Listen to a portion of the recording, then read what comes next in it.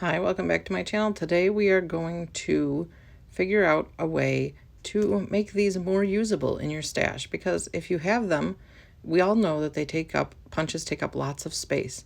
So I'm going to show you a way that I make them just make them easier to use in my stash. And I have a lot of punches.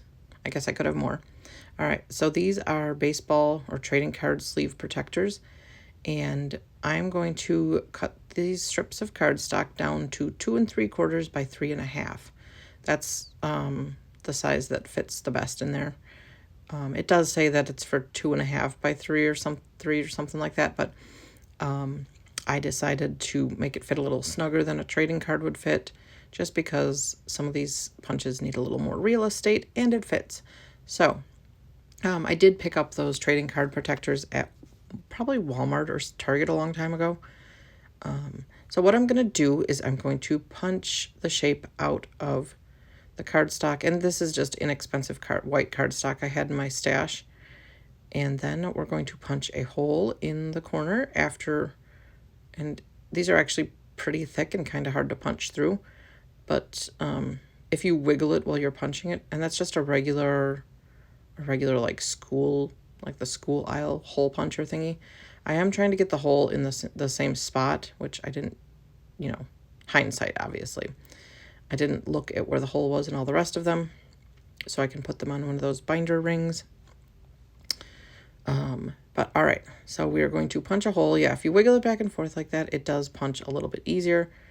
And as you see me go along here, you'll see that I figure out a better way to get the holes all lined up.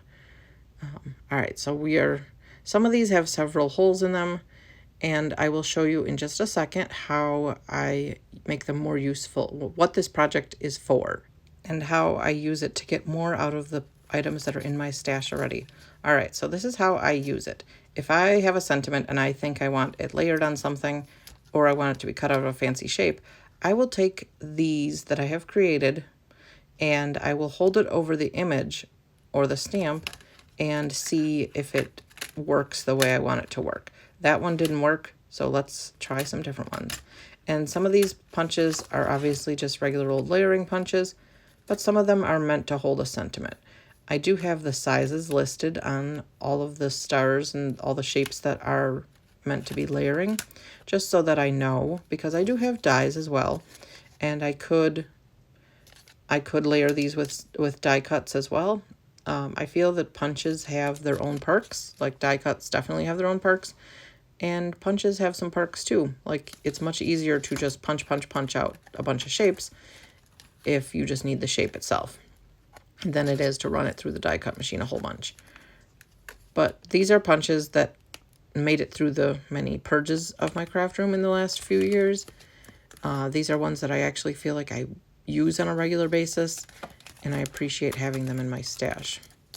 So this is just one example. You can obviously do this technique with any of your stamp sets or any of your images that you're coloring or anything like that.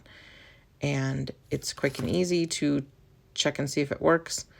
And we're going to also do this technique with these border punches that I have, because I want to keep getting more out of my products in my craft room. So I feel like if the more that I see them and the better they're displayed, basically, the more likely I will be to use them. So if I can see on a piece of cardstock what these items do for me, I will be more likely to actually pick them up and use them if I need something in my stash. I think that the pack of the little card protector things, and these are like super heavy duty. You probably honestly don't need super heavy duty, but that was what I found at the store when I was shopping, so that's what I used.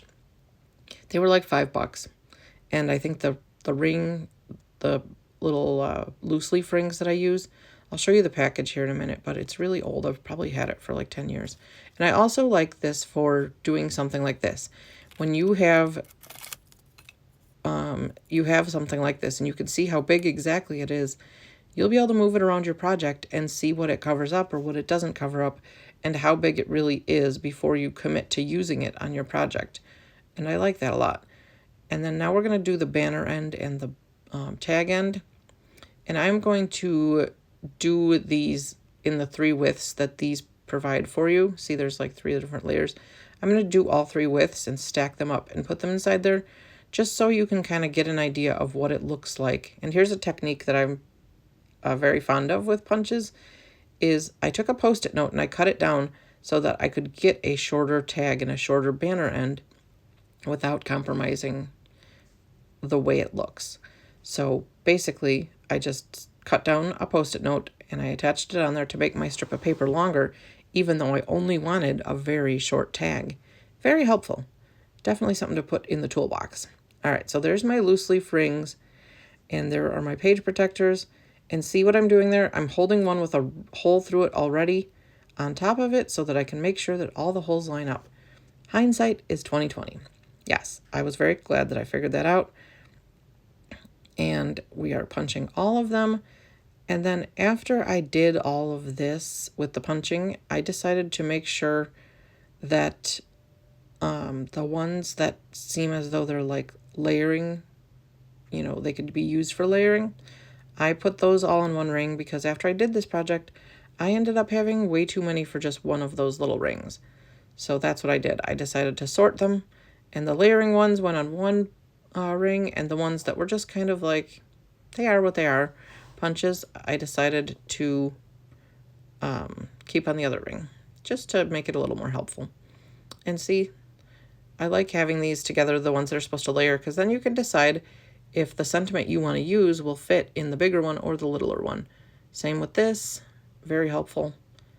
And this is very much a good technique, I think, to make an item in your stash more usable.